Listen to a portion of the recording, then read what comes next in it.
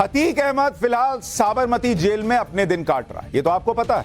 Umesh Pal kidnapping case में mafia Atiq को उम्र कैद की सजा दी गई है, ये भी आपको पता है। अतीक का बेटा असद अहमद और अतीक की पत्नी शाइस्ता फरार हैं, आपको ये भी पता है। उमेश पाल शूटआउट में पुलिस दोनों की तलाश कर रही है और इस बीच अतीक के बेटों अली और असद के ऐसे वीडियो सामने आए हैं जिनके बारे में आपको नहीं पता। ये ऐसे वीडियो हैं जिन्हें देखकर आप शॉक्ड रह जाएंगे। इनमें माफिया अतीक के बेटे गोलियां चला रहे हैं, फायरिंग कर रहे हैं और बड़ी बात यह है कि ये सब वो बचपन से कर रहे हैं। ये तस्वीरें आज की नहीं है। ये माफिया अतीक अहमद का बेटा 12 साल की उम्र में तड़ तड़ तड़ तड़ गोली चला रहा है। शॉकिंग वीडियो है बॉस। और अगर एक माफिया अपने 12 साल के बेटे को बंदूक चलाने की ट्रेनिंग देगा तो वो बड़ा होकर माफिया नहीं बनेगा तो क्या बनेगा? सबसे पहले आपको अतीक के बेटे असद अहमद का वीडियो दिखाता हूं। अतीक अहमद के वांटेड बेटे असद अहमद का ये वीडियो देखकर आप सोच में पड़ जाएंगे कि अतीक ने अपने बच्चों को कैसी परवरिश दी। ये वीडियो 2016 का है और उस वक्त अतीक का बेटा असद 12 साल का था। 12 साल की उम्र में असद फायरिंग कर रहा है, बेखौफ एक के बाद एक ताबड़तोड़ गोलियां चला रहा है। 11 राउंड बेखौफ होकर फायरिंग करता है। एक बार इस पूरे वीडियो को देखिए, फिर दूसरे बेटे का वीडियो दिखाऊंगा।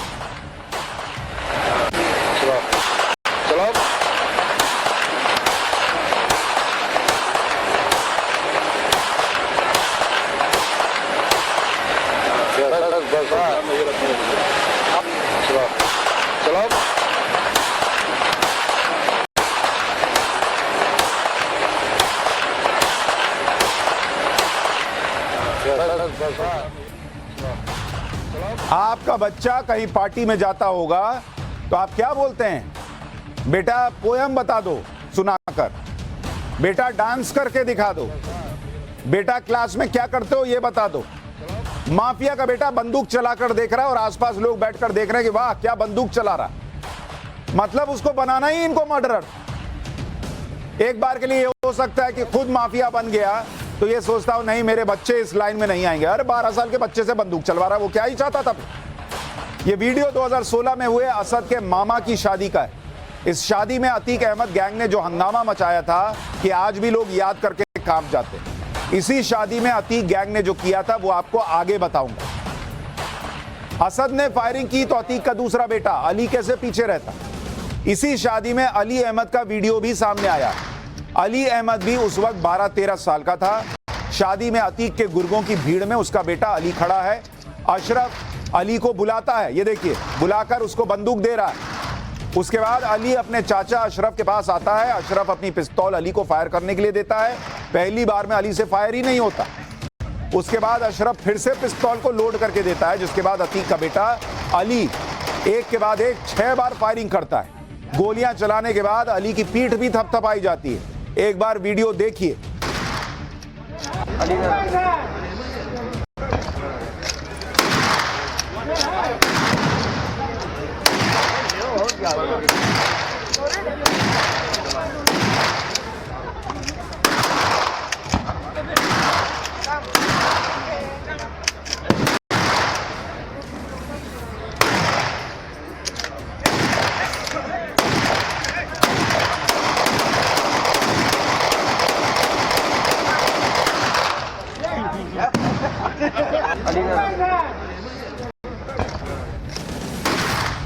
क्या कमाल की ट्रेनिंग चल रही है बॉस। 12-13 साल के बच्चे को बुला बुला के बंदूक लोड करके दे रहे। पूत के पांव पालने में दिख जाते हैं और आसपास पब्लिक को भी मजा आ रहा है कि वाह क्या मेरा बेटा गोली चला रहा है। अतीक के गुंडे ये देखकर खुश हो रहे थे। अतीक अहमद को भी इससे कोई दिक्कत नहीं थी कि उसके बेटे फायरिंग कर रहे। अतीक ने तो पिस्तौल को बच्चों का खिलौना बता दिया था। अतीक अहमद को सुनिए एक बार। नहीं वो देखिए शादी वादी में बच्चों खिलौने हैं आजकल। अब बच्चे जो है खिलौने में आजकल ये माउजर और ये वो कुछ भी इस्तेमाल करने लगते हैं अपने मामा की शादी की खुशी में।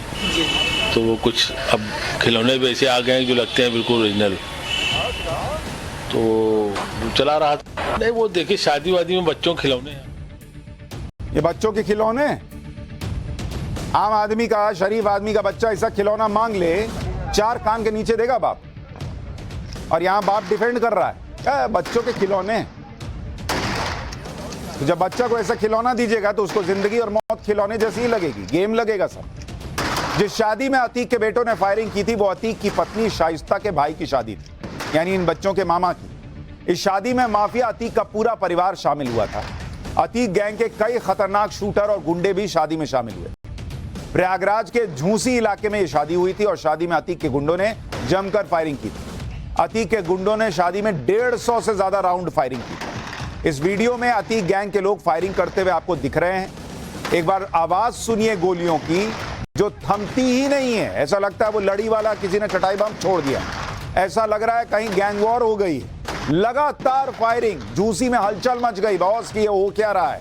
ये घटना आज भी लोग वहां याद करते हैं तो डर से कांप जाते हैं। इस तरह की फायरिंग के बाद भी अतीक और उसके गैंग के खिलाफ कोई बड़ी कार्रवाई तक नहीं हुई थी। एक बार सुनाइए जरा क्या गोलियों की बौछार हुई थी।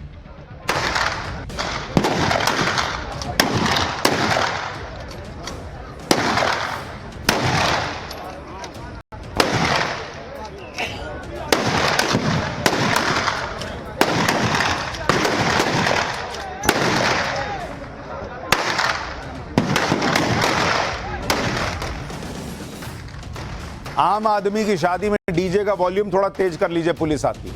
यहां 150 राउंड फायरिंग हो गई, चल रहा है।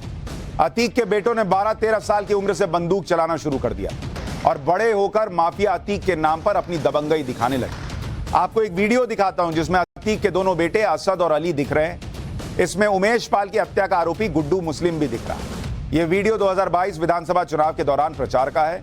इस वीडियो में अली अहमद, असद अहमद चुनाव के लिए प्रचार कर रहे हैं। गले में गमछा डाले अली है, उसके पीछे असद और बराबर में सफेद शर्ट में गुड्डू मुस्लिम दिख रहा है। गुड्डू मुस्लिम पर कई मामले चल रहे थे और आज ये दोनों उमेशपाल मर्डर केस में फरार हैं। दोनों पर 5-5 लाख रुपए का इनाम है, जबकि अली अहमद नैनी जेल में बंद है।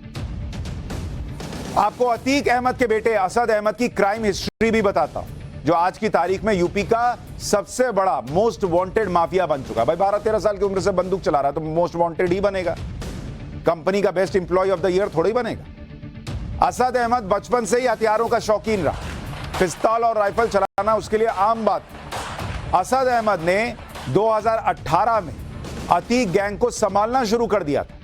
अतीक अहमद पहले से जेल में बंद था। 2018 में अतीक के बेटे उमर और अली भी गिरफ्तार हो गए थे। असद ने रंगदारी मांगना, किडनैपिंग शुरू कर दिया। असद अहमद महंगी गाड़ियों का शौकीन था, विदेशी घड़ियां पहनता था, महंगे फोन रखता था। अतीक के भाई अशरफ ने असद को ट्रेनिंग दी। असद को गोली चलाना अशरफ ने सिखाया, पुलिस से बचने और कानूनी दांवपेच भी सिखाएगा। कुल मिलाकर अशरफ ने अपने भतीजे असद को माफिया अतीक का गैंग संभालने के लिए पक्की ट्रेनिंग दी। लेकिन आज वही असद अहमद पुलिस से भागता फिर रहा है, उस पर 5 लाख रुपए का इनाम है। अतीक अहमद और उसके गैंग की मुश्किलें अभी और बढ़ने वाली हैं। उमेश पाल मर्डर केस की जांच के लिए अशरफ और अतीक अहमद को फिर से प्रयागराज लाया जाएगा। बरेली जेल में बंद अशरफ को शुक्रवार को प्रयागराज लाया जा सकता है। यूपी पुलिस ने सभी जरूरी कानूनी प्रक्रियाओं को पूरा कर लिया।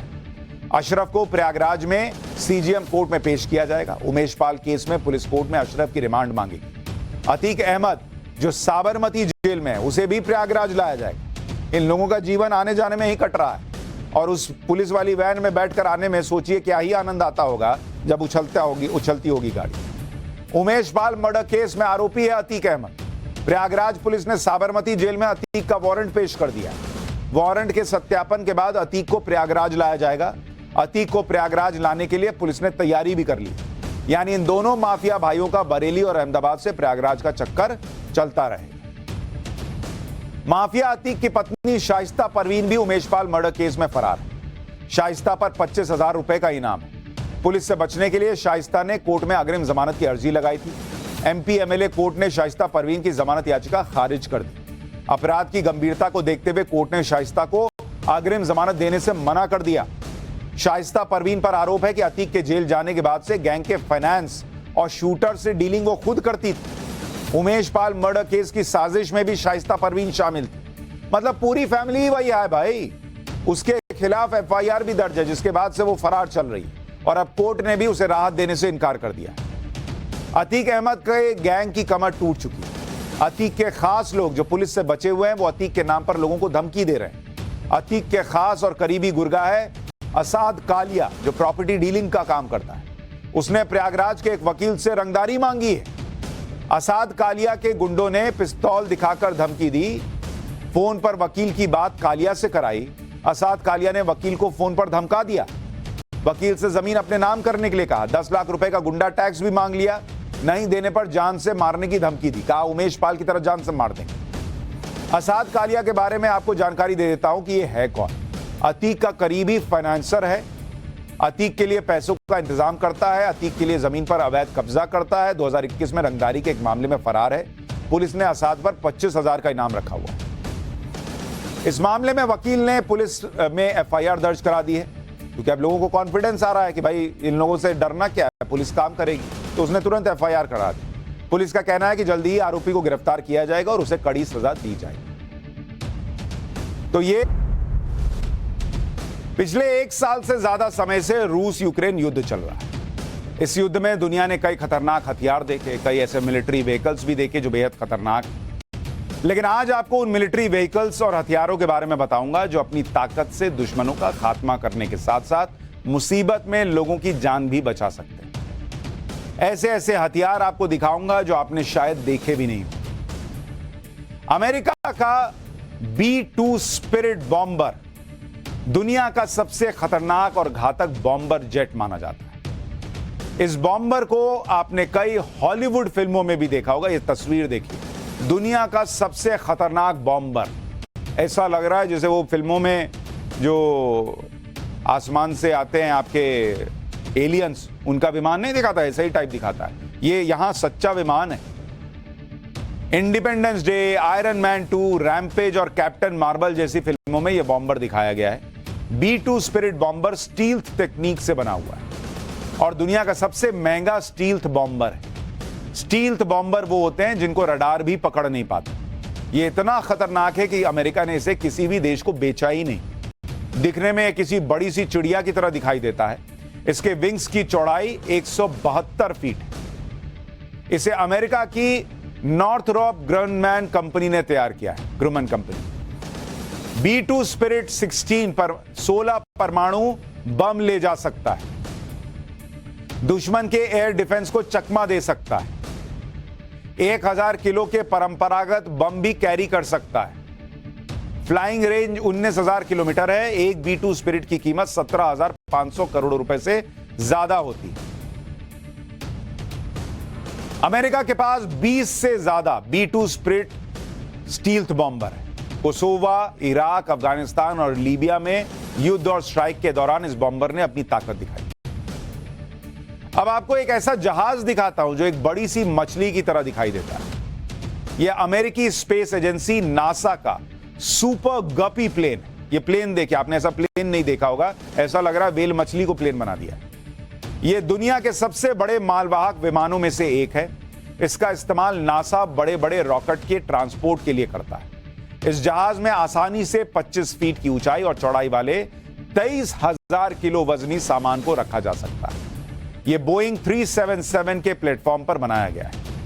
अब सवाल यह कि इतनी बड़ी चीजों को इसमें रखा कैसे जाता है। तो इस जहाज को 2 हिस्सों में 200 डिग्री तक खोला जा सकता है। देख रहे हैं कैसे खुल गया, पूरा प्लेन ही खुल गया। यानी इसका कॉकपिट वाला हिस्सा दरवाजे की तरह खुल जाता है। ये देखिए। और नासा का सुपर गपी प्लेन 460 किलोमीटर प्रति घंटे की रफ्तार से उड़ता है।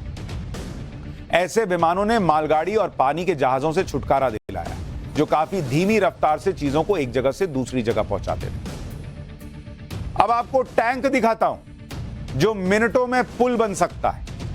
युद्ध के दौरान अगर रास्ते में कहीं गड्ढा हो या फिर कोई नाला सामने आ जाए, नदी पड़ जाए, तो टैंक कैसे पार करेगा। तो इस समस्या का इलाज है ये टैंक, जिसका नाम है M104 वॉल्वरीन ब्रिज टैंक। इसे अमेरिका की जनरल डायनामिक्स कंपनी ने बनाया है। एक नाले पर यह टैंक कुछ ही देर में पुल बना देता है। ये देखिए, पुल बन गया, उसको चढ़ के पार कर गया और दूसरी गाड़ियां भी इससे पार कर सकती। इसकी कुछ और खासियतें हैं जो आपको बताता हूं। यह 4 मिनट में, मात्र 4 मिनट में 24 मीटर लंबा पुल बना सकता है। पुल की चौड़ाई 4 मीटर तक होती है। टैंक पूरी तरह से आर्म्ड होता है। पुल बनाने के दौरान हमला भी कर सकता है। पुल से 5000 बार टैंक गुजर सकते हैं, इतना मजबूत पुल बनाता है। पुल 70 टन तक का वजन सह सकता है। पुल को 10 मिनट में वापस पैक भी कर सकता है। मतलब ये नहीं अब पुल बनाया अब इसको कौन लपेटेगा, 10 मिनट में लपेटा, काम खत्म। बैटलफील्ड में इस तरह का टैंक बहुत ही फायदेमंद साबित हो सकता है। अगर मुश्किल हालात में युद्ध लड़ा जा रहा है तो ये टैंक वहां किसी वरदान से कम नहीं। ये वो हथियार है जिनके बारे में आपने पहले शायद ही कभी सुना और देखा। अब आपको दिखाता हूं वो असॉल्ट व्हीकल जो जमीन पर चलने के साथ साथ पानी में भी चल सकता है। इस असॉल्ट व्हीकल का नाम है AAV7। इसे अमेरिकी सेना के साथ अमेरिका की नेवी और मरीन कॉर्प्स भी इस्तेमाल में लाते हैं। देख रहे हैं वो समुद्र से निकला और सीधा चला गया अंदर, जमीन पे चलने लगा। ये मल्टीपर्पस व्हीकल है। इसे बैटलशिप से पानी में लॉन्च किया जाता है और इसमें 3 क्रू मेंबर के साथ 25 सोल्जर बैठ सकते हैं। इसमें मशीन गन है, 40 mm ग्रेनेड लॉन्चर लगा हुआ। देख रहे पानी पे कैसे नाव जैसा चल रहा है और बाहर निकला तो गाड़ी जैसा चलने लगा। जमीन पर इसकी रफ्तार 72 किलोमीटर प्रति घंटे की है, जबकि पानी में 14 किलोमीटर प्रति घंटे की रफ्तार से चलता है। एक बार फ्यूल भरे जाने के बाद ये 480 किलोमीटर तक का सफर कर सकता है। अमेरिका में करीब 1500 AAV7 व्हीकल हैं। अमेरिका ने ये व्हीकल इटली, दक्षिण कोरिया, स्पेन, थाईलैंड और ब्राजील को भी बेचे। अब आपको वो मिलिट्री व्हीकल दिखाता हूं जो जमीन पर चलने के साथ उड़ सकता है। ये तो जमीन पर चला, पानी में चला, ये जमीन पर चलने के साथ उड़ सकता है। इस गाड़ी का नाम है ब्लैक नाइट ट्रांसफॉर्मर। जो जमीन पर तो चलता ही है लेकिन जरूरत पड़ने पर यह हवा में उड़ भी सकता है। ब्लैक नाइट ट्रांसफॉर्मर करीब 2000 किलो का वजन लेकर उड़ सकता है। सबसे खास बात यह है कि ब्लैक नाइट ट्रांसफॉर्मर पूरी तरह से ऑटोमेटिक है और इसे उड़ाने के लिए किसी पायलट तक की जरूरत नहीं होती। हालांकि जरूरत पड़ने पर इसे पायलट भी उड़ा सकता है। ब्लैक नाइट ट्रांसफॉर्मर हवा में 10,000 फीट तक उड़ सकता है और 19 घंटे की उड़ान एक बार में भर सकता है। वॉर जोन में सैनिकों को डिप्लॉय करना हो या फिर कोई सप्लाई करनी हो, इसके जरिए आसानी से उसे पूरा किया जा सकता है। इसी तरह से दुनिया का सबसे बड़ा मालवाहक जहाज है जो वेल की डिजाइन में बनाया गया है। ये देखिए आगे से ही मुंह खोल दिया इसने। एयरबस बेलुगा दुनिया का सबसे बड़ा मालवाहक विमान। इसका डिजाइन बेलुगा वेल मछली से प्रेरित होकर तैयार किया गया है। इतना बड़ा विमान है कि अगर 100 मीटर लंबे फुटबॉल मैदान में इसे लैंड कराया जाए तो आधा मैदान इससे भर जाएगा। इतने बड़े जहाज में सामान रखने के लिए जो गेट खुलता है वो भी बहुत हैरान करता है। वेल मछली की तरह एयरबस बेलुगा का मुंह यानी कॉकपिट वाला हिस्सा इसे खुल जाता है। एयरबस वही कंपनी है जिससे हाल ही में टाटा ग्रुप ने 140 प्लेन खरीदे थे या उसकी डील की। एयरबस बेलुगा जो है वो 184 फीट लंबा और 56 फीट ऊंचा है। 41,000 किलो वजन ले जा सकता है। खाली जहाज का वजन खुद 86,000 किलो है। करीब 24,000 लीटर फ्यूल कैपेसिटी है। एक बार में 28,000 किलोमीटर तक की उड़ान भर सकता है। 25 घंटे तक लगातार उड़ान भर सकता है। पिछले साल जुलाई में Airbus Beluga plane Chennai airport पर आया था। हालांकि चेन्नई में सिर्फ रिफ्यूलिंग के लिए रुका था और इसके बाद सिंगापुर के लिए रवाना हो गया। अब मिलिए माइन क्लियरेंस गाड़ी से, जिसके बारे में कहा जाता है कि यह दुनिया की सबसे महंगी माइन क्लियरेंस गाड़ी है। इस गाड़ी का नाम है Buffalo mine protected route clearing vehicle. ये देख रहे हैं गाड़ी, MPRV इसे कहते हैं। इसे अमेरिका की कंपनी फोर्स प्रोटेक्शन इंडस्ट्री ने बनाया है। इस गाड़ी की लंबाई 4 मीटर है और इसमें रॉकेट लॉन्चर है, मशीन गन है, IED एक्सप्लोजिव होता है, सब कुछ है जिनकी मदद से यह रेस्क्यू मिशन के दौरान हमला भी कर सकता है। इस गाड़ी में 30 फीट लंबी रोबोटिक आर्मी फिट होती है जिसकी मदद से माइंस को डिटेक्ट किया जाता है और उसके बाद माइंस को डिफ्यूज किया जाता है। बफेलो MPRV की कीमत करीब 8 करोड़ 21 लाख रुपए। युद्ध या किसी मिलिट्री ऑपरेशन के दौरान रिकवरी व्हीकल की भी जरूरत महसूस होती है। आपको ऐसे ही असॉल्ट रिकवरी व्हीकल के बारे में बताते हैं। इसका नाम M88A2 हरक्यूलिस है और लड़ाई के दौरान अगर टैंक या दूसरे व्हीकल खराब हो जाते हैं, उसमें सैनिक फंसे रह जाते हैं, तो रिकवरी के लिए फिर ये जाता है M88A2 हरक्यूलिस। इस रिकवरी व्हीकल में बहुत ही पावरफुल हाइड्रोलिक मशीन लगी होती है जो टैंक्स को खिलौने की तरह उठा सकती है। देख रहे टैंक को किसी खींच के ले जा रहा है। सबसे खास बात यह है कि M88A2 हरक्यूलिस व्हीकल पूरी तरह से बख्तरबंद है, यानी इस पर दुश्मन के हमले का भी कोई असर नहीं होगा। इसकी रफ्तार 25 मील प्रति घंटा यानी करीब 40 किलोमीटर प्रति घंटे की है और इसकी रेंज 200 किलोमीटर है, यानी एक बार फ्यूल भर दिए तो 200 किलोमीटर तक सफर तय करता है। इसे खास तौर पर अमेरिका के एब्राम्स टैंक की रिकवरी के लिए बनाया गया। तो ये वो हथियार हैं, ऐसे आधुनिक हथियार जिनके बारे में आप रोज नहीं सुनते, लेकिन जो साइंस की तरक्की है उसका एक परिचायक।